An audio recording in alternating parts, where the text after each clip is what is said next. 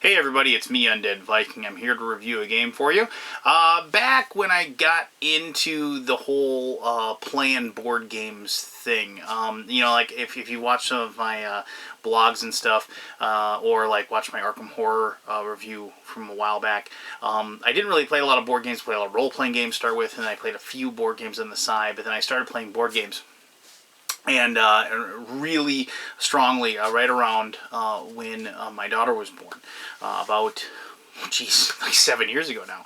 And so one of the first games I ever really picked up, and because I have a gaming group that is very, we like backstabbing games, we like games of negotiation, and we like games that you know, pit players against each other. And so one of the games I played was a game called Lifeboat, which is from Guerrilla Games. It's from Jeff Sidek. I think I'm pronouncing his name correctly.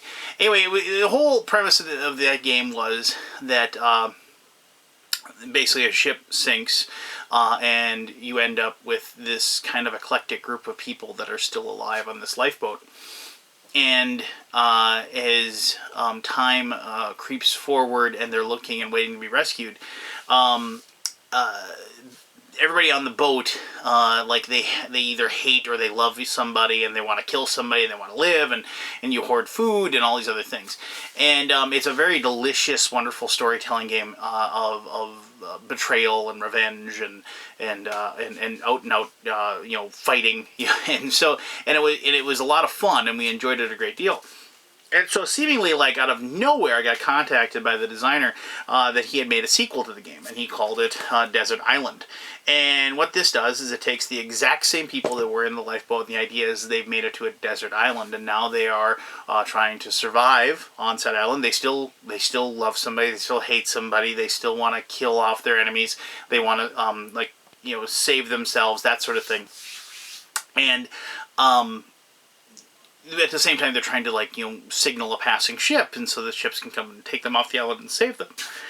So it's, once again, the same type of game. It's you know, thematically one that was going to hit on all cylinders with my gaming group and with me personally. But it was, and I was a little worried that it was going to be kind of like the same thing. But it's totally a different game. I mean, it has that kind of same root to it. But the actual gameplay and the things that happen are much different and much varied. I have enjoyed the game a great deal. I'm going to show you how to play it. Shouldn't take long at all. And we'll come back here, and I'll tell you exactly what I think of the game in greater detail with my conclusion. All right, cool. How to play Desert Island. Okay, this isn't exactly what the game board will look like when you are playing, but I'm just doing this so you can see everything.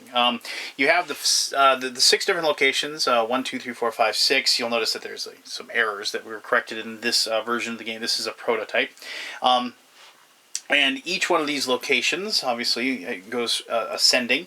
And these are the different characters that are, each person will be playing up to 4 through 6 people. So this is like a 6-person game. And these are size 3, 4, 5, 6, 7, 8. And that's how it starts, you know.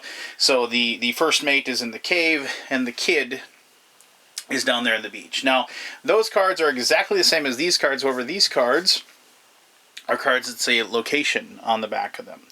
And then these cards are the actual character cards. The reason for the difference is that each person that's playing will have this card in front of them, and they use this card to determine where they are presently on the island. And so, like, each one of these things, it tells you the size, which determines, like, where, you know, where their starting location is, but also how tough they are in a fight. It also tells you how much food they have to eat each turn. So, like, the kid has to eat 3 food, whereas the first mate with a size 8 has to eat 8 food.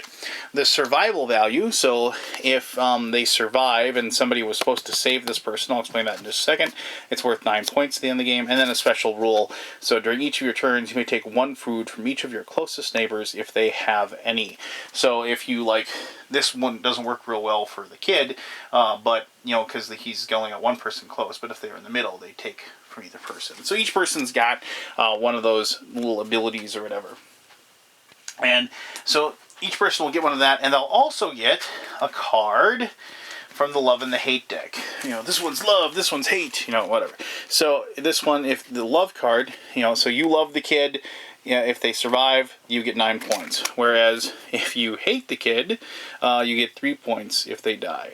And so you have these you'll get one of these cards and you have them. Now, it is very possible that you'll get the card of the person that you are, in which case you hate yourself and you are technically a psychopath, meaning that you want everybody else to die, except for the person that you love. So like, say you were the kid and you got hates, you hate yourself, but you know, say loved the first mate. So you would want the first mate to live, but you'd want everybody else to die because they'd be worth 2 points each if you managed to make sure that they died at the end before you were rescued. So obviously that plays into a lot of the things that will go on when you're playing the game, because of the fact that you'll be trying to keep the person that you're in love with alive, and, you know, wanting the person that you hate to die. It is also possible to love yourself, in which case then you just want yourself to live, and that's actually pretty easy to understand. And if you are both hating yourself and loving yourself, then you just want to live and you want everybody else to die. Pretty straightforward, right? Anyway. So, at the beginning of the game, each person will start with 4 food. In this case, with this prototype, food was blue, and like the green counted as 3. The black tokens are fate tokens, and I'll explain that in just a moment. So at the beginning of each turn, whoever's at the beach gets to draw scavenge cards equal to the number of people that are still alive. And so they would get 1, 2, 3, 4, 5, 6 in this case. And they get to go through these, and they get to distribute these as they see fit. So we got like a shelter, medicine, shovel, some bananas. And so like a shovel adds, as a weapon, adds +1 for fighting, also gets +1 food when foraging. A shelter stays at this location until a tsunami destroys it. Whoever lives here needs 3 less food each turn. So that's something you can build, obviously, there. And so you can hand those out, and the bananas are worth 4 food. Now, with these cards, with scavenger cards, you keep them face down in front of you. I don't have room to show it. But you keep them face down in front of you until you decide to flip them over. And then, of course, then everybody knows what you have. And you have to flip them over to be able to use. So, like, if you were going to say, okay, I'm going to forage on this turn, and I got a shovel. And you put that down in front of you. Now, the reason for that is because you're all living on this desert island, you have your own rules and whatever. What is going to happen is people can try to steal from you. And they're going to try to steal from either stuff that you got face up, because of the fact that you know, they want your shovel, or, you know, what have you, or they have to take a card that's face down. They can randomly take one item. Obviously, things like food, if you use it, you use up the food. It's gone. But there's also weapons in there. There are weapons in there, but there's items in there like doubloons. It's just worth 3 victory points, and you just keep that. And so this is something you can have, and if you survive at the end of the game, it's worth 3 extra points at the end of the game. You can also use this to, like, buy somebody off. Hey, give me some food, or what have you. There's also, you know, better weapons in there. Such as, I'm going to find the one, there's a blunderbuss in here, and of course now I can't find it. But, oh yeah, here we go. So, here's the blunderbuss. Expend for either purpose. Add +10 to a size in a fight, or turn any boar or monkey event into 3 food. And so, obviously you expend it, you'd have to get rid of this and discard it if you used it. But there's stuff like that. And also, you know, there's things in there like, you know, lizards, you know, it's worth 2 food, and things like that that you will use, obviously, if you need food and you're in a situation where you're going to starve. Alright, so after the person that's at the beach has given out the items, and that's also a nice way to, like, you know, like, that's where the negotiation comes in. I'll give you something nice, just don't attack me this turn. And I should mention, all negotiations are, for lack of a better term, they are immediately binding, but they're not long-standing binding. You can say, you know, it's like, I will give you this item, but you immediately got to give me a treasure. Then that happens immediately. They give you that treasure, and you give them the food. If you say, just promise me you won't attack me this turn, well, technically, you know, it's like, if it isn't their turn immediately, then if it's something in the future, they aren't held to that by any way, shape, or mean. They can just say, oh, you said you wouldn't attack me. Well, sorry. You know, and you can go ahead and do that and betray their trust. Alright, So now after you've handed out the scavenged goods, you will go on to the actual like playing of the turn, and each person like starting you start off in order from the beach and all the way up. You take a turn. You draw 2 fate cards. Now I'm going to show you these real quick here. So each person, you get 2 of these, and when you have them, you will look and see what they have. Now, here you see this is illness, and this is a monkey. Now, don't worry about that it says illness or monkey just yet, but you get to pick one of these 2 things. And over here, you can see that there's some items on here, like, this is a torch, obviously, and this is wood, and those are 2 things that later on when we show how signaling for ships, how they're important or whatever. But, so here you have a situation where you're going to pick one of these, but you're really picking the number, because the number is what's important. Because depending on the action that you take, that number is going to be helping you succeed. So if you did like a forage action, I'm going to forage for food, you turn this down and you say, I got 5 food. And so you just take 5 food, and then you have that for using later. You also like use this for if you're going to be fighting somebody. So that is like your card that like basically it's helping you, giving you a boost for when you're going to be fighting somebody. When you fight somebody, you're not purposely trying to hurt them, though you will. What you're trying to do is you're trying to steal something. You're trying to steal their spot on the island. You're trying to steal food from them or steal a card that they have. And so you also will do some damage to them at the same time. So you pick one of these, and whichever one you pick, so let's just take the monkey, and whatever fate card you don't take, you put it face down on the bottom of the deck, so nobody knows what that is. And so you will then have to take an action. So you turn it over, and you show what you're going to do, and you're going to go ahead and you're either going to, like I said, forage, in which case, and I should mention that it says, kid right here. So when you turn that over, the kid, whoever which is this person, you put that's wounds. You put a fate token on there. That's important because later when the event occurs, whichever person has the most fate tokens on them will have the event occur to them.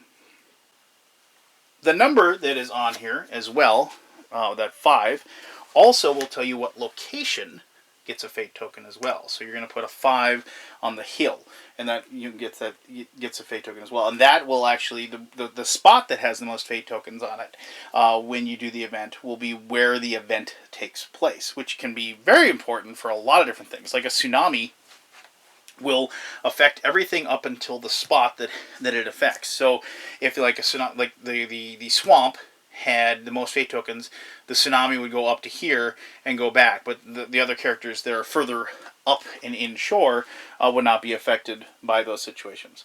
The other thing you can do is you can choose to do a signal fire. And if you do a signal fire, you will go ahead and you'll take a token, and you will, technically, for every card that's used for a signal token, you use it, or signal fire, you set aside a token to show that you're doing that, because after all is said and done, you will draw cards to see if depending on the number of tokens that are actually used for that signal fire, you will use that to determine. And I've just kind of set them off to the side, so you just take one over there, and those will accumulate over rounds. But I'm getting a little bit ahead of myself. Let me get back to that in just a quick second. So pretty much like the big thing that happens if you don't forage for food, you're going to be fighting because you're trying to steal something from somebody. You're trying to take their spot, their card, or their food. And so this is why people have the separate card on the bottom. When you say, I'm going to fight, you pick somebody and you say, like as the kid, you could say, I am going to fight Frenchie because I want, maybe he's got a good treasure. So I want his treasure. And so Frenchie at that moment, the person who's playing that, has the option to say, you can just have it. And then the fight doesn't happen. Or maybe the kid says, I want to live at the spring. And then, I'm fighting you for it. And Frenchie will say, okay, fine, we'll switch. In which case, if that happens, you just switch the 2 spots. Frenchie goes and lives at the beach, and the kid will move to the spring. And so that is it. And because of the fact that you go like this, the person who loses their spot immediately gets to take their turn. They don't get skipped just because, you know, the spot that they would have been at has been used up. So the person that loses their location immediately gets to take that action. So now when you fight, you are comparing the size of the person that's fighting you plus the size of the person that they're attacking, plus the number that's on this card that they've discarded. And so in this case, right now, the kid's size 3, plus the 5, 8, and Frenchie has size 6, so he'd be winning the fight. But now, each other person basically gets to decide if they want to be a part of it. And so, like, I'm trying to steal that treasure, you know, and then, like, everybody can just decide, you know, if they're going to either defend Frenchie or if they're going to help the kid attack Frenchie. And so you do that by either pushing your card forward, meaning that you're going to help the attack, or you push the card back, meaning that you're going to defend. And once you decide that you're going to be part of the fight, you're part of the fight. You can't back out. And you can't switch sides either after the fact. So once you pick, you're done. And that's when the big negotiation happens. Because the kid will say, I'll give you 2 food if you help me out. I'll give you this if you help me out. Well, what do you give me if I go ahead and help you attack Frenchie? And after all is said and done, you total up the size of the person that is fighting, plus the card they placed, and then you total up the size numbers for everybody that's helping the person fight, plus the person's fighting, and then you draw one random card at the top of the fate deck, and here you have, like, it's rats, or, you know, it doesn't really matter, it's this number that matters, it's like a 3, and you add that total up to see what tie, technically, goes to the defender. And it should be mentioned that if you are living in the cave, the character of this place adds an extra fate card to their size in the fight where they are the target, because this cave's easy to defend, right? So after all is said and done, you total up the amount. The attacker has to have more of a total than the defender. If they do, then they get to actually succeed in whatever action they want. They take the spot, they take the card, or they take the food. If they take the food, the person who has the food gets to take their food tokens. I'm just going to grab some tokens here. And they put them in their hand. They have to say, like, okay, I have, you know, this much food. But then they take their 2 hands and then they, you know, hold them out like this. And the person picks one and you reveal. So they can say, that one, okay, you get 2. But over here. And you can legally, you know, I'll take that one. Oh, you get nothing. Ha ha ha. All my food is over here. You know, so that is an option that you have when the food gets taken from you. It should be noted that the losing side, everybody on the losing side takes 1 wound, in which case then you'd, like, so Frenchie took a wound and, like, maybe the captain backed him up and they lost. So then you put a little token on there to show that they've taken some damage. You also take the damage if you don't have enough food to feed yourself at the end of the round. So you go ahead and if you ever have as many of these tokens as you have your size, that's when you actually die. And so you want to obviously prevent that from happening. So, if you steal the card, you can either take a face-up one or take one from their hand, obviously, or the one that's face down. The one that's face down is random. And that is all of that. Now, the last thing that possibly will happen is, like, as I said, like, you have tokens, whatever, for, like, sighting the ship. You know, because you set those aside because people have done the signal fire. As many of these that there are, to find out, let's hope, you know, so you add 1 fate automatically, or fate token to that, you know, to see how many, and then you draw that many cards from the top of the fate deck. So you go 1, 2, 3, 4. And so we're going to look at the top, and we're looking for wood and fire and a boat. So there's wood and fire, that's good, but did we get a boat?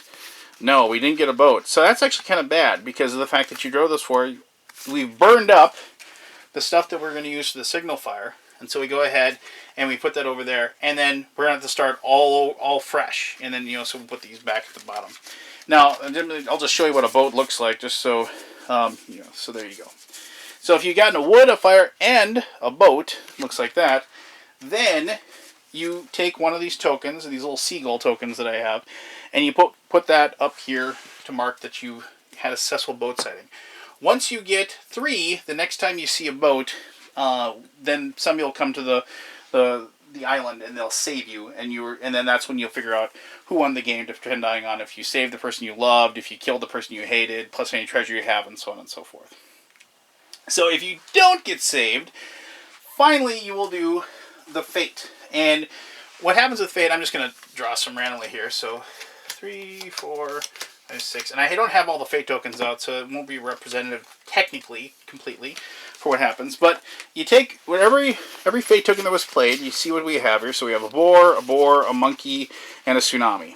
And so we have 2 monkeys and 2 boars. So those were the Fate tokens, Fate cards that were played the most. So these go away, and so now you have 2 and 2. So you just do it alphabetically now. So boars, B comes for M. So now so it is a boar is the event.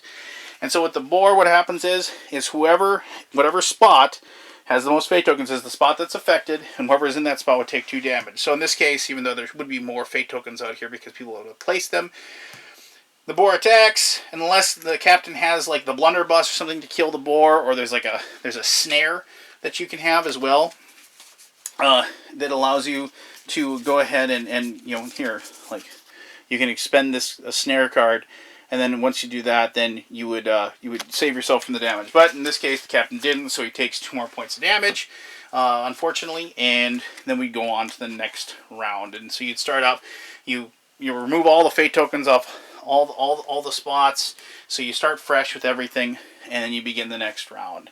And starting with Rivers of the Beach, draws the cards, does the scavenger cards, and so on and so forth. And like as I said, once you get the boat does get there, then you would count up the victory points to see who wins. So just being saved isn't enough. You actually have to have treasure and or like saved or killed the people that you hated and saved the people that you loved. It should be noted also, after you do the event, that's when you check to see if you have enough food to eat. If you don't have enough food, you take another damage token, and you can, but you don't have to eat up all your food. You get to save it until the next round. So if you were like the first mate and you had 6 foods, you couldn't eat. You didn't have 8. You could save your 6 food and then wait till the next round and hopefully have enough, get 2 more, and so you'd be able to eat that particular round. The other things that happen as far as the fates go, obviously, rats, you lose all food. You saw illness, you just inflicts a wound. The tsunami, basically, the tsunami does the most damage. The tsunami comes up and takes out pretty much everything up to that spot. All from the beach to the spot, you take a wound, you lose all your food, you lose all your face-up scavenger cards, and you remove all fate tokens from the signal fire. And if you get the monkey goes ahead and steals 1 card from you, because, well, they're monkeys and they're jerks because they steal things. That's a boar, sorry. Here's the monkey. And he steals a card from you and runs off into the jungle with it, and so you're out that front. So there you go. That is how to play Desert Island. It's very quick to teach. It's very quick to realize if you are going to be hammered with an event and you're trying to avoid that. I mean, so there's all kinds of awesome things going on all the time, and so that's what I think the simpler rule set really pushes and drives the negotiation and open conversation of this game that really makes it a lot of fun. But I'll go into that more with my conclusion right now. Alright, so you should have a really good idea of how to play Desert Island. Now, I knew I was going to like this game just because it's like a continuation of Lifeboat, which was a game that I really enjoyed playing with my friends, and but I decided to go more into that. The wonderful thing about this game is that I think, and even though it isn't a semi-co-op game, I think it really actually is one of the best games ever to really do a good job of creating a semi-cooperative environment. Because of the fact that each person has, the person they hate that they want to kill, but they also have that person they love that they want to save, there's this wonderful balance that's going on for everyone. If your person that you want to save is being constantly attacked, you're going to be the one that's negotiating or defending them, and also negotiating with other people to get them to defend them. And it might become pretty obvious that's who you want to save. But the fact of the matter is that people can't just constantly like gang up on one person. And we had a game actually once where, let me explain this. We had a game once where we had like one person who lucked into a few good weapons, and they were basically not even bothering, foraging for food. If they were hungry, they just went and attacked somebody that had the food and took it. And ultimately what happened is that everybody else, except for like the one person that was trying to like keep them alive, just finally ganged up on that one person to take away their stuff, and like basically gave the bully a beatdown. And the game actually, like, inherently, I mean, because of the fact that this person had victimized each person, in some way or shape or form, whether it's directly or indirectly due to the fact that they were attacking the person's loved one, the game kind of created its own environment where we fought back against that person, and ultimately that's a really like static definition or description of what was happening. But I mean, it was actually a very like fun, very like story-driven moment, and this is one of those games where you end up doing that depending on the person that you are, especially if you're Frenchy. You end up like embodying that role, and you start talking like that person, or you think that person would talk like, and you start actually like kind of telling a story and doing and processing the game and experiencing the game in that realm. And I really like that game. I really like games that have that extra level. That, yeah, you could play this straight-faced, and you could play it just, all right, I will, go ahead and I'm going to try to take your blunderbuss. I'm going to try to steal that. You could do that. But no, it's way more fun to say, all right, you jerk, who's with me? Let's get that weapon away from that guy. And then, and that's when the game actually, like, it's not so much winning or losing, which, yes, play to win, but don't care if you lose. And it's the experience. It's the game after, when you were actually like talking about, remember that time we played that? Let's get that Desert Island game out again. Remember that time we totally gave a beatdown to Brad because he was just being a spoiled jerk the entire game? And then it turned out that like he actually was like hating himself. So he was a psychopath. So it's like things like that make the game a ton of fun. And just like I said, like, it's an experience, and it's something that you will think about and enjoy later, which, all in all is a pretty awesome thing in and of itself. So there you go. If you like story-driven negotiation backstabby games, I think this is pretty much something you need to have on your shelf. The player number is a little high. It's 4 through 6, and I know that might exclude a few people. But if you have like a gaming group that is larger, this is definitely something that you want to look at getting. And I hopefully, because of the fact that Lifeboat it eventually came up with different expansions and things like that made the game better and expanded to more players and things like that. Hopefully, they'll do that with this game as well. So then maybe you can have, if you have a large game group, if you have like 8 people, maybe in the future we'd be able to satisfy that larger group, if you will. So, so there you go.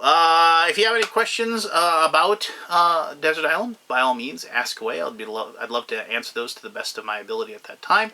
As always, I appreciate you taking the time to watch this video. And until the next one, you have yourself one heck of an awesome day. All right, bye-bye.